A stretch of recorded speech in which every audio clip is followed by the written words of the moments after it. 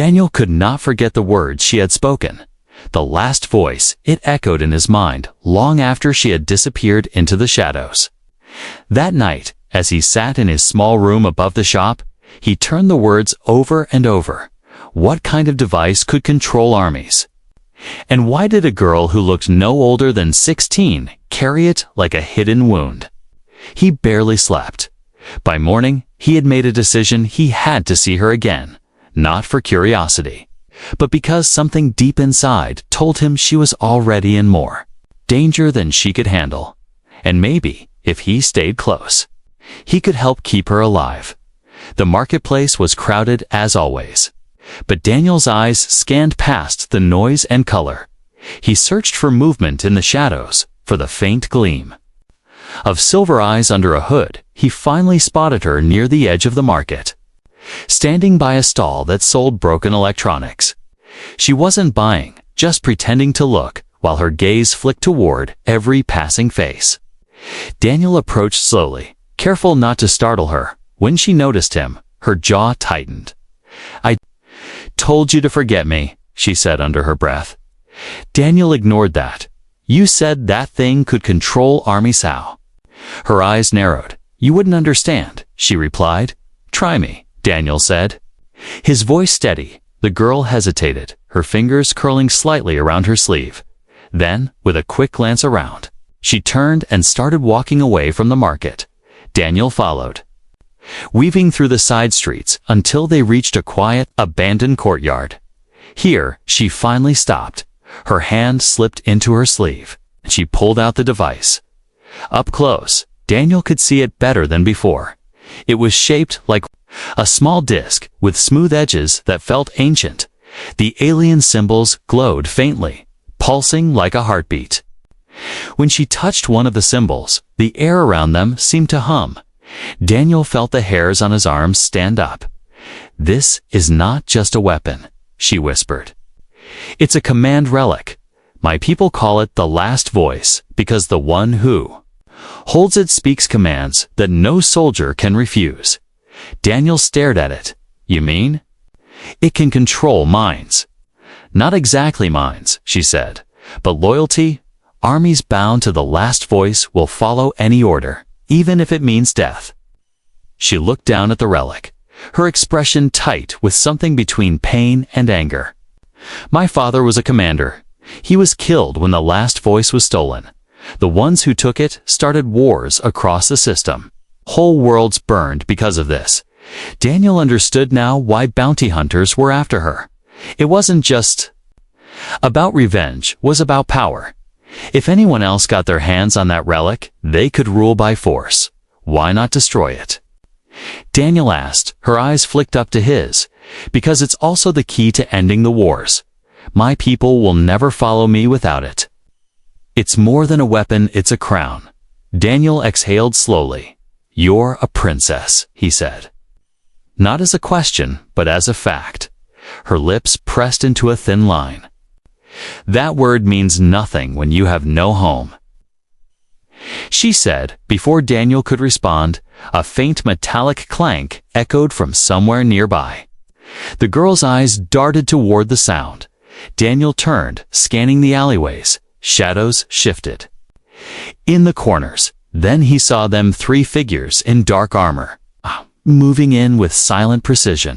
"Go," Daniel said sharply. She shook her head, gripping the relic tighter. The first bounty hunter stepped into the open, his weapon already aimed. "Hand it over." "Girl," the man growled. "And maybe we'll let your friend live." Daniel moved without thinking, stepping in front of her. The man laughed. "You think you can stop us, human?" But Daniel wasn't trying to stop them with strength. He was buying seconds. Seconds the girl used to press her fingers against the relic. Suddenly, a deep, resonating tone filled the air. The bounty hunters froze, their eyes wide. Daniel glanced back at her. Her lips were moving, but the words were not in any language he knew. Still, he could feel the weight of them, like they were pushing against the air itself. The bounty hunters' weapons lowered, their hands trembling. One of them turned and ran, The others stumbled back, confusion and fear in their eyes. Within moments, the alley was empty again. Daniel stared at her. "What did you just do?" She looked down at the relic, her voice soft. "I gave them a command. Their hearts couldn't refuse." Daniel swallowed hard. "You weren't kidding. This thing really can kill worlds." She slipped it back into her sleeve, her expression unreadable. "And save them," she added, quietly, for a long moment. They just stood there. Daniel knew now there was no walking away from this. If she fell into the wrong hands, the galaxy could burn. But if she made it to the right place, if she survived, could change everything. Finally, Daniel spoke. "Looks like I'm not letting you out of my sight." Her eyes softened just for a heartbeat before she turned away. "Then you'd better keep up, human," she said, and started walking. Daniel followed, knowing the road ahead was going to be dangerous. But he also knew one thing for sure. He had just stepped into a story much bigger than himself. Asterisk. The streets of the lower city were a maze of steel and shadows. Steam hissed from broken vents, and water dripped from rusted pipes overhead. The air smelled of oil, sweat, and old rain. Daniel kept close behind the girl, his boots splashing. In shallow puddles, she moved fast, her hood low, the relic hidden inside her sleeve. They had left the market behind, but trouble had followed. Daniel could hear it: boots pounding metal walkways, voices shouting orders in a language he didn't understand. When he glanced back, his stomach tightened. 3 bounty hunters were closing in, weapons drawn. One of them carried a stun net, the kind that could drop a charging beast in seconds, faster. Daniel called, "I'm already running as fast as I can." She shot back without looking. They darted down a narrow side passage, ducking under hanging wires and stepping over piles of discarded machinery. The glow from flickering street lamps cast long shadows that danced around them. The girl suddenly grabbed his arm and pulled him toward a gap between 2 old storage buildings. Daniel barely fit, his shoulders scraping metal as they squeezed through. On the other side was a service tunnel, low ceiling, dark walls, and the steady hum of unseen machines. "This way," she whispered, her voice urgent. They ran deeper into the tunnel, their footsteps echoing. Daniel could hear the bounty hunters climbing over the same metal crates they had just passed. "They know exactly where we're going," Daniel muttered. "They always do," she said, her voice bitter. A shadow moved ahead of them, and Daniel's hand went to the knife on his belt. A thin man in a patched coat stepped out, blocking their path. His eyes flicked to the girl, then to Daniel. "You're carrying something valuable," the man said slowly. Daniel didn't waste time. He shoved the man aside and kept running. A curse followed them, but no pursuit. The tunnel ended in a grated walkway above a huge drainage canal. The water below was dark and slow. Daniel and the girl crossed quickly, the metal creaking under their weight. Halfway across, a sharp hiss rang out. A stun bolt slammed into the railing just inches from Daniel's arm, sending sparks into the air. He spun, spotting one of the bounty hunters on the far side. Aiming again. "Go!" Daniel shouted. The girl didn't hesitate, sprinting toward the end of the walkway. Daniel stayed just long enough to throw a metal wrench from his belt. It clanged off the wall near the bounty hunter's head, forcing him to duck. Daniel then dashed after her. They reached another door, this one locked with an old keypad. The girl dropped to one knee, her fingers moving fast over the keys. Come on," Daniel muttered. Heavy footsteps pounded closer. The keypad beeped, and the door slid open just enough for them to slip through. Inside was an old service station, long abandoned. Broken tools and metal scraps littered the floor. They stopped to catch their breath. The sound of the chase muffled by the thick walls that Relic does at work on anyone. Daniel asked between breaths. Her silver eyes met his. No, only those bound to it. These bounty hunters. They don't follow the last voice, they follow money. Daniel nodded grimly. Then we can't scare them off like last time. No. She said, we'll have to outrun them. A loud crash interrupted them. The far wall shook as something slammed into it. The girl's eyes widened. They've got breaching charges, she whispered. Daniel grabbed her hand. Back door now. They ran again, bursting out into a narrow alley lit by red neon signs. This part of the lower city was alive with noise-shouting vendors, the clatter of carts, music from unseen speakers. They blended into the crowd, weaving between tall figures. And market stalls, but Daniel knew it wouldn't last. The bounty hunters were professionals. They'd be on them again in seconds. Sure enough, a voice barked an order behind them. Daniel glanced back to see the same 3 hunters pushing through. The crowd.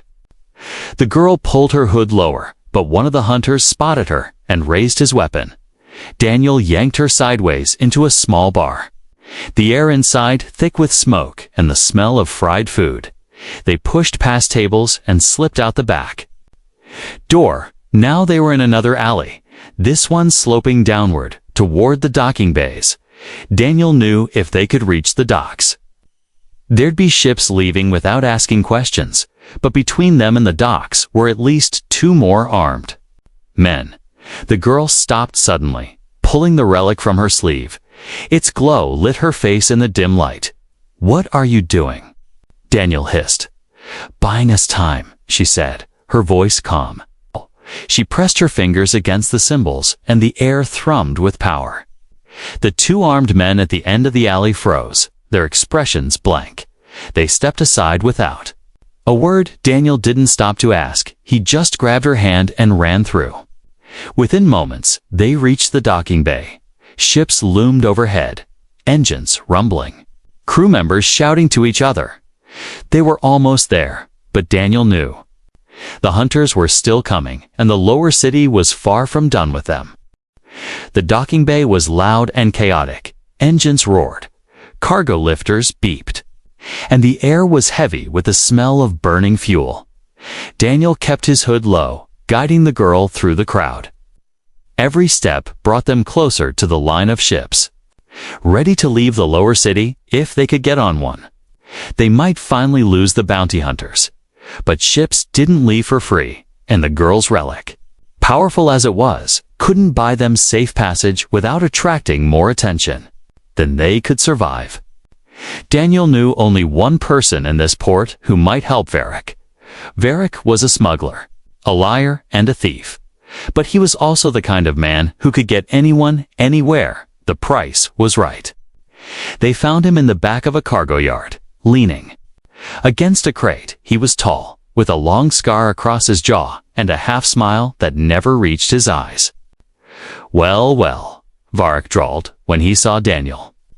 Didn't expect you to come crawling back here, friend. Not crawling, Daniel said flatly.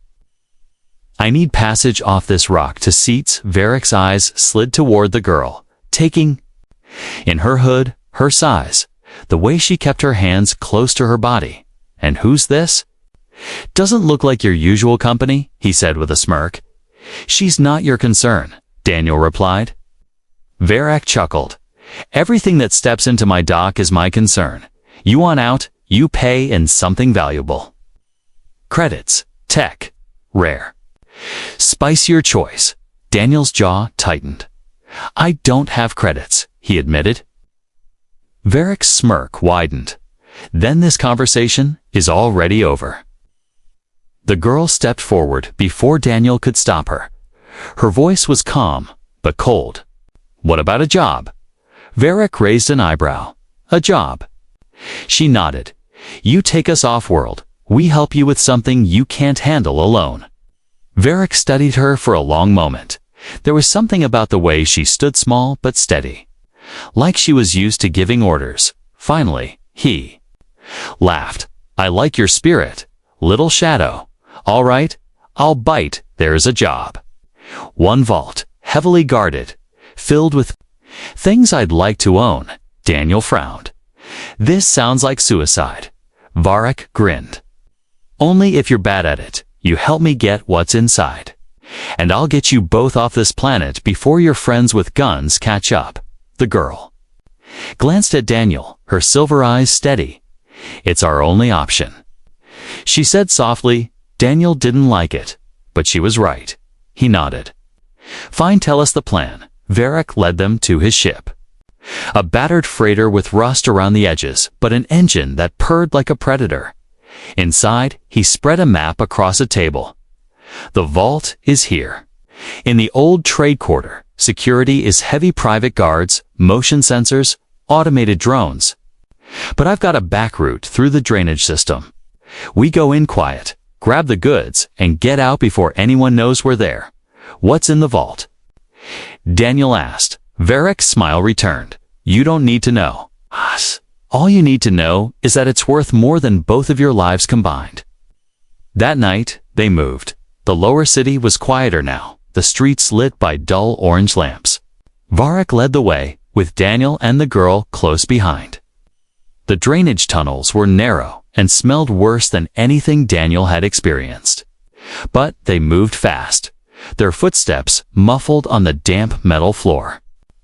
When they reached the vault's underpass, Varric pointed to a hatch. "This is it," he whispered.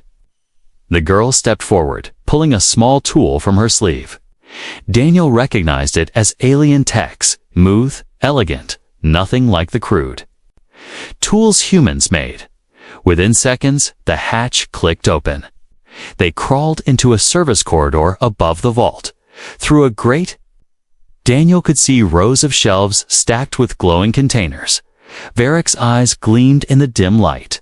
"Beautiful, isn't it?" he whispered. They lowered themselves into the vault. Varric moved straight to a sealed crate, working quickly to pry it open. Daniel kept watch, scanning the shadows. The girl walked slowly along the shelves, her gaze fixed on the strange items stored there. Then she stopped. Her hand hovered over a small silver plate. No bigger than her palm, it was engraved with a crescent, intricate pattern of stars and a curved blade. Daniel saw her fingers tremble. "What is it?" he asked quietly. Her voice was barely a whisper. "It's my family crest." From before the war, before Daniel could speak, a sharp alarm blared through the vault. Red lights flashed, and the hum of machinery filled the air. Varric cursed, shoving his loot into a bag. "Time to go," he barked. They sprinted for the hatch, the sound of boots and shouting closing in fast. Daniel went up first, then helped pull the girl through. The moment Varric climbed out, the first guard appeared, blaster in hand. A shot rang out, sparking. Against the wall, Daniel shoved the hatch closed, locking it tight. They ran through the drainage tunnels, the echoes of pursuit behind them when they finally reached the ship. Varric threw himself into the pilot's seat. "Hold on," he growled, hitting the engines. The freighter roared to life, lifting into the night sky. Daniel glanced at the girl. Her hand was still wrapped tightly around the silver plate, her eyes distant. He didn't know what it meant yet, but he had the feeling it wasn't just a piece of metal, it was a part of her past, one that was coming back to life. The freighter's engines roared as it cut through the night sky. The city lights shrank below them, swallowed by the darkness of the upper atmosphere. Daniel sat in the co-pilot's seat, watching the stars appear one by one. Behind them, the girl sat quietly, her hood down for the first time since he'd met her. Her silver eyes were fixed on the small silver plate in her hands. She kept tracing the engraved crest with her thumb, as if memorizing every line. Varric, at the controls, was humming to himself. It was the sound of a man who believed everything was going his way. Daniel didn't trust it. He had worked with Varric before once. Long ago, knew the smuggler's loyalty lasted only as long as the prophet did. The girl finally spoke. Her voice soft. "That vault. It wasn't just about money for you, was it?" Varric grinned without looking back. "Money's always part of it, sweetheart, but yeah. There was something personal in there for me too." Daniel leaned back, his instincts screaming at him. Something wasn't right. The way Varric kept glancing at the navigation panel. The faint tension in his shoulders, it was too controlled, too careful. You're not heading for open space. Daniel said suddenly. Varric's grin widened. Sharp as ever. Danny boy. Before Daniel could react, the ship shuddered, metallic. Clangs echoed through the hull, followed by the unmistakable sound of docking clamps locking into place. Daniel's stomach sank. Who did you call Varric? From the cargo bay, heavy footsteps approached. The door slid open. An armed men in black armor stepped inside, their rifles raised. The girl's eyes widened, her hand instinctively going to her sleeve where the relic was hidden. Varric, finally, turned to face them, leaning casually in his chair. Relax, he said. I just found someone willing to pay a lot more than you ever could. You sold us, Daniel growled. Correction, Varric said. I sold her, you. I'm throwing in for free, call it a bonus. One of the armored men stepped forward. Hand over the last voice, he ordered, his voice deep and cold. The girl stood slowly, her silver eyes locked on Varric. You don't know what you're doing, she said quietly. Varric laughed. Oh, I know exactly what I'm doing, little shadow. I'm getting rich. The armored man reached for her. Daniel moved without thinking. He lunged, knocking the soldier's arm aside. The rifle went off, a flash of light filling the cabin. Burning a black scorch mark into the wall, the ship erupted into chaos. Daniel grabbed the girl's arm, pulling her toward the narrow passage leading to the engineering bay. But more soldiers blocked the way. One of them swung a stun baton, catching Daniel across the side. Pain shot through him, dropping him to one knee. The girl knelt beside him, her hand tightening around the relic inside her sleeve. She looked up at the soldiers, her lips pressing into a thin line. Don't, Daniel rasped, knowing what she was about to do, but she ignored him. Her fingers pressed against the glowing symbols, and the air seemed to thrum with invisible energy. The soldiers hesitated, their movements slowing. One of them lowered his weapon, confusion flickering across his face. Then Varric's voice cut through the moment. She can't control you. She needs more time than that. Take her before she can finish. The soldiers surged forward again. One grabbed the girl by the arm, yanking her to her feet. Daniel forced himself up, ignoring the pain, and slammed into the soldier, sending them both crashing into the wall. The relic tumbled from the girl's sleeve, clattering across the floor, its glow dimming. Varric moved for it, but Daniel was faster. He snatched it up and shoved it in two. His jacket, the smuggler's smug smile twisted into a snarl. Wrong move, Danny boy. From the corner of his eye, Daniel spotted the engineering console. An idea sparked dangerous, but their only chance. He stumbled toward it, his fingers flying over the controls. Warning lights lit up the panel, and a deep hum built through the ship. What are you doing? Varric shouted. Daniel didn't answer. Instead, he slammed his palm on a single red button. The lights in the ship flickered, then died. The engines cut out, leaving them in darkness. The sudden loss of gravity sent everyone floating upward. Crates drifted, tools spun through the air, and shouts of confusion filled the cabin. Daniel grabbed the girl, pushing off the wall to glide toward the emergency escape pod. The soldiers tried to recover, but without gravity, their movements were slow and clumsy. Varric shouted orders, but no one listened in the chaos. They reached the pod, and Daniel slammed the hatch shut. He punched the launch control, and the pod shot away from the freighter, spinning briefly before stabilizing through the small viewport. Daniel saw the freighter shrinking in the distance, its lights still dark. The girl sat across from him, clutching the silver plate to her chest, her breathing heavy. You're insane, she said finally. Maybe, Daniel replied, but we're alive. She looked at him for a long moment, then reached into his jacket and pulled out the relic. You kept it safe, she whispered. almost like she didn't believe it. Daniel just nodded. Wasn't going to let him have it outside. The stars stretched endlessly before them.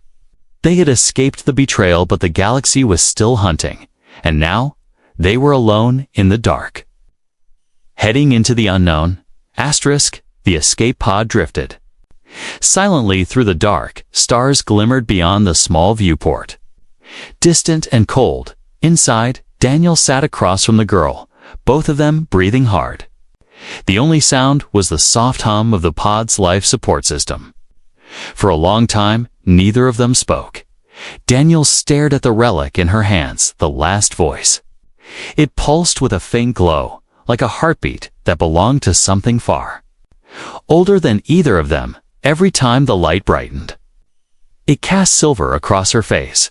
She wasn't looking at him. She was staring past him. Lost in thought, finally, Daniel broke the silence. Where do we go from here? Her eyes shifted to him slowly. There's only one place, the seat of my people's old council. If I can stand there with the last voice, I can call them back. I can rebuild what was lost. Daniel nodded slowly. And if you can't? She looked down at the relic, her voice quieter. Then the galaxy will keep burning, and I will keep running until someone finally catches me. Daniel leaned back, his eyes closing for a moment. He had been many things in his life: trader, smuggler, fighter, but he had never been a kingmaker. And yet here he was, in a pod with the last heir to a fallen people, holding a device that could decide the fate of worlds, the pod's navigation. System beeped, breaking the moment. A small light blinked red on the console. Daniel leaned forward, scanning the screen. It showed two possible destinations. One was the council world she spoke of. The other was a neutral trade hub where they could disappear. Both were within reach, but they had fuel for only one. The girl noticed his hesitation. "You're thinking about leaving me," she said flatly. Daniel met her eyes. "I'm thinking about keeping you alive." Her gaze didn't waver. "And you think hiding will do that?" He didn't answer right away. Instead, he asked, "If we go to your council, will they follow you without question?" She shook her head slowly. "No, they will test me. Some will want to kill me before I can even speak. Then why go at all?" Daniel asked, her silver eyes sharpened. "Because it's not about me, it's about the people who are still enslaved. Still fighting wars started by the ones who stole this relic. If I hide, they stay in chains." Daniel looked at the navigation screen again. The choice was his to make. She didn't know how to fly the pod. If he chose the trade hub, they could vanish. They could start over somewhere far away. No bounty hunters, no wars, no relic that could kill worlds. But he also knew he'd spend the rest of his life wondering if he'd walked away from a chance to change everything. He thought about the first time he saw her, a small figure in a crowded market, moving like a shadow, unseen by anyone but him. He had noticed her when no one else did, and now, maybe noticing wasn't enough, maybe he had to act. Daniel reached over and pressed the control for the council world. The pod adjusted course. The stars outside shifting slowly. The girl's eyes widened. "You're sure?" "No," Daniel said with a faint smile, "but it feels right." They sat in silence as the pod moved through the black. Hours passed, broken only by brief checks of the systems. Finally, the faint curve of a planet appeared ahead. It was a world of pale blue oceans and silver countenance, glowing faintly under the light of a nearby star. As they descended, the pod sensors detected ships in orbits, angular craft that looked nothing like human designs. A voice crackled over. That comes in a language Daniel didn't understand. The girl answered in the same tongue, her voice firm but respectful. The ships did not fire. But they did not move aside either. They escorted the pod down to the planet's surface. They landed in a wide courtyard made of white stone.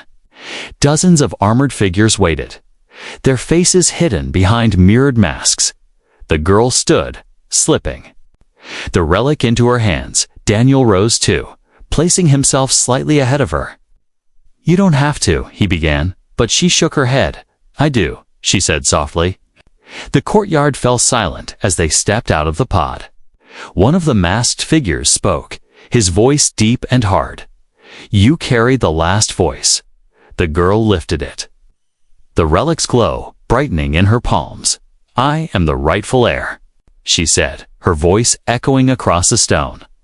"I call you back to service. I call you to end the war." The masked warriors exchanged glances. Then, slowly, one of them dropped to one knee. Another followed, and another. Within moments, the entire courtyard was kneeling. Their heads bowed. Daniel looked at her. She met his gaze and gave the smallest of smiles. "You saw me when no one else did," she whispered, "and now they do too." Daniel didn't say anything. He just stood there, watching as a fallen princess became a leader again, knowing that his choice made in the silence of a drifting pod had changed everything.